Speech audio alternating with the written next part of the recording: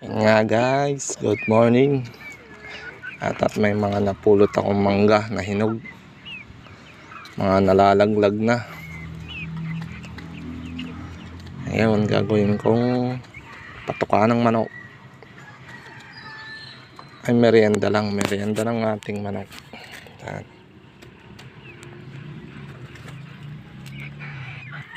Ayan nga. Ayan no. In-slice po natin para makain po nila. Yung iba ayaw lumapit.